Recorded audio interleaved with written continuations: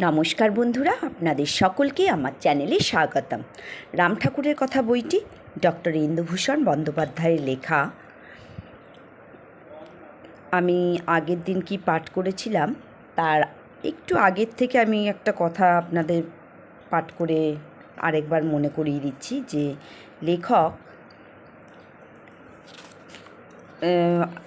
এখানে ঠাকুরের প্রসঙ্গ অল্প বিস্তর রয়েছে, তা লেখকের লেখার মধ্যে আমরা দেখতে পাচ্ছি। আর বিভিন্ন উদাহরণ দিয়ে লেখক বিভিন্ন ঘটনাকে, যেটা হচ্ছে পাটোয়ারি বুদ্ধি, আমাদের শ্রী গুরুদেব পাটোয়ারি বুদ্ধি কাকে বলেছে সেইটাকে বোঝাবার জন্য লেখক অনেক জায়গায় অনেক রকম ব্যাখ্যা দিচ্ছেন। তো গোড়ায় একটু খ্যাতির প্রলোভন ক্রমে পাটোয়ারিতে পরিণত হইয়া কীরূপ উৎকট অবস্থার সৃষ্টি করিতে পারে তাহা এক ভদ্রমহিলার ঘটনা লেখক এখানে উল্লেখ করেছেন। সেই ঘটনাটি আমি আগের দিন তো পাঠ করেছিলাম, একটু ঠিক পর থেকে পাঠ করা শুরু করছি। তার আগে আমার পিতামাতাকে প্রণাম জানিয়ে ও গুরুদেবের চরণে সশস্ত্র প্রণাম জানিয়ে আজকের পাঠ শুরু করছি। সেদিন অনেকেই ঠাকুরের সঙ্গে সাক্ষাৎ করিতে আসিলেন, কিন্তু রাত্রি 8টা থেকে 8:30টার মধ্যে সকলে চলিয়া গেলেন। কাজকলার ব্যাপারের পর দিদি আর ঠাকুরের নিকট আসেন নাই। এখন নিরিবিলি পাইয়া ধীরে ধীরে আসিয়া ঠাকুরের নিকট বসিলেন এবং তাহার একখানা পায়ে হাত বুলাইতে লাগিলেন। কিছুক্ষণ এইভাবে নীরবে কাটিয়া গেল। আমরা কেহই কিছু বলিলাম না। প্রভাতবাবু বোধ হয় হঠাৎ মনে পড়িয়া গেল যে কাজকলার ব্যাপারটা দিদির সঙ্গে বোঝাপড়া করিয়া লওয়া হয় নাই, তাই তিনি দিদিকে কথাটা জিজ্ঞাসা করিয়া বসিলেন।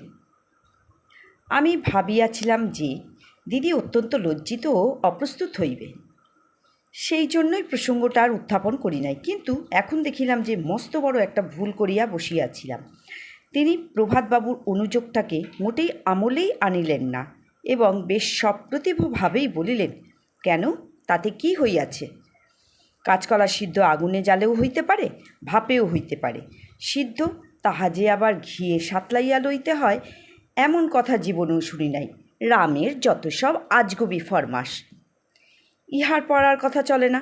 আমরাও কিছু বলিলাম না, ঠাকুরও কিছু বলিলেন না। আবার কিছুক্ষণ নীরবে কাটিয়া গেল। হঠাৎ একসময় দিদি ঠাকুরের পায়ে মাথা ঠেকাইয়া প্রণাম করিলেন এবং পরে তাহাকে জিজ্ঞাসা করিলেন, রাম, আমার কি কোনো ব্যবস্থাই করবে না? তোমাকে বলিয়া বলিয়া যে হয়রান হইয়া গেলাম। ঠাকুর বলিলেন, আপনাকে তো বলাই হইয়াছে যে পতি সেবাই ধর্ম। সেই কথাটা দিদির বেশ একটু আতে ঘা লাগিত। পূর্বেই দেখিয়াছি, এখনও দেখিলাম যে কথাটা তিনি মোটেই সহ্য করিতে পারেন না। দিদি একেবারে তেলেবেগুনে জ্বলিয়া উঠিলেন এবং কতকটা উষ্ণতার সহিত বলিলেন, এসব বাজে কথা তোমার কাছে কে শুনতে চায়? আসল কথাটা বলো। ঠাকুর বলিলেন যে আসল নকল তিনি কিছুই জানেন না, এক কথাই জানেন এবং তাহাই বলিয়াছেন। পরে বিশদভাবে পতিব্রতা ধর্ম কি, পতিসেবা কাহাকে বলে ইত্যাদি বুঝাইয়া দিলেন। দিদির দিকে চাহিয়া মনে হইল যে তিনি নিতান্ত তাচ্ছিল্যের সহিত কথাগুলি শুনিতেছেন। ঠাকুরের কথা শেষ না হইতে তিনি উঠিয়া গেলেন। দিদির সহিত কথাবার্তায় পরে বুঝিলাম যে ব্রজ গোপীরা যেমন স্বামী ছাড়িয়া কৃষ্ণ ভজন করিতেছেন, সেই জাতীয় একটা কোনো নির্দেশ তিনি ঠাকুরের নিকট চাহিতেছেন। তাহা হইলেই তিনি তাহার এই অসামাজিক আচরণের এবং স্বামী ও অন্যান্য আত্মীয় পরিজনাদির প্রতি অমার্জনীয় তাচ্ছিল্যের একটা সমর্থন পাইয়া যাইতেন। ঠাকুর চলিয়া গেলেন, কিন্তু দিদি আমাদের ছাড়িলেন না। কয়েকদিনের মধ্যেই বামুনকে বিদায় দিয়া রান্নাঘরে অতিষ্ঠিত হইলেন। আমাদের বুঝাইলেন যে তাহার তো কোনো কাজই নাই, 4 জন লোকের রান্না তিনি অনায়াসে করিতে পারিবেন। অযথা এতগুলি টাকা বামুনের পিছনে খরচের কোনো প্রয়োজন নাই। প্রভাস আমাকে বলিল যে এখন হইতে ভালো মাছটাছ আর কেহই কিছু পাইবেন না। বেচারি ধমক খাইয়া চলিয়া গেলেন। তাহার পর আরম্ভ হইল এক নির্যাতনের পালা। মধ্যাহ্নে খাইতে বসিয়া দেখি যে রান্না হইয়াছে শুধু ডাল আর একটু মাছের ঝোল। তরকারি রান্না হয় নাই কেন জিজ্ঞাসা করিলে দিদি বলিলেন যে ডালেই যথেষ্ট তরকারি দেওয়া হইয়াছে। ডালের ভিতর পাইলাম 2 খণ্ড মূলা, আর কিছুই নাই। ডালটা তবু কোনো প্রকারে খাইতে পারিলাম, কিন্তু মাছের বাটিতে হাত দিয়াই চক্ষু স্থির হইয়া গেল। বুঝিলাম যে ইহাতে তেলের বিন্দুও নাই এবং আষ্টে গন্ধে আমার বমি উপক্রম হইল।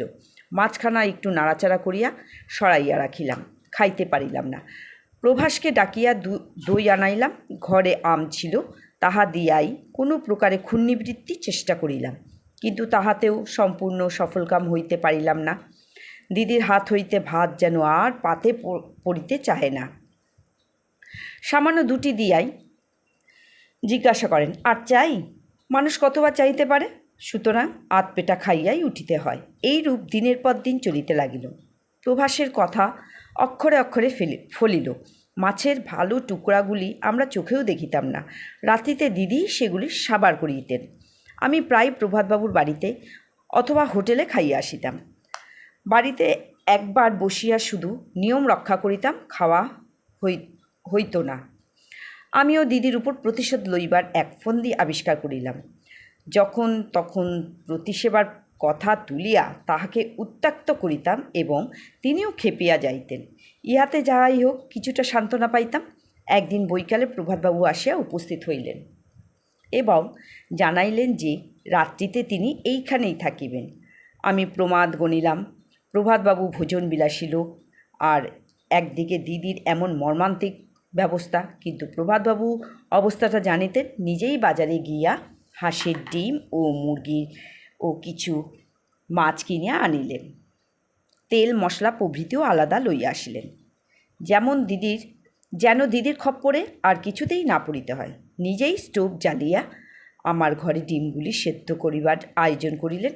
ডিমগুলি সিদ্ধ হইয়া গিয়াছে, খোসাও ছাড়ানো হইয়াছে। এমন সময় কড়ায় তেল চাপাইয়া ডালনা রান্না শুরু হইবে, আর দিদি আসিয়া উপস্থিত হইলেন। আমি থাকিতে প্রভাত রান্না করিবে? কী বা রান্না! এ তো আমি আধ ঘণ্টাতেই রান্নাঘরের উনানে সারিয়া দিতে পারিতাম। আবার স্টোভ ধরানো কিসের জন্য? ইত্যাদি বলিয়া একেবারে স্টোভটির সামনে আসিয়া বসিলেন। কিন্তু প্রভাতবাবুও নাছোড়বান্দা। স্টোভটি ঘরের এক কোণে সরাইয়া লইলেন, এমনভাবে যে দিদি আর স্টোভের নিকটে যাইবার উপায় থাকিল না। তো বন্ধুরা, আমি পাঠকে আজকে এখানেই বিরাম দিলাম। পরের দিন এই দিদির ঘটনা ক্রমশ এগিয়ে যাব। নমস্কার।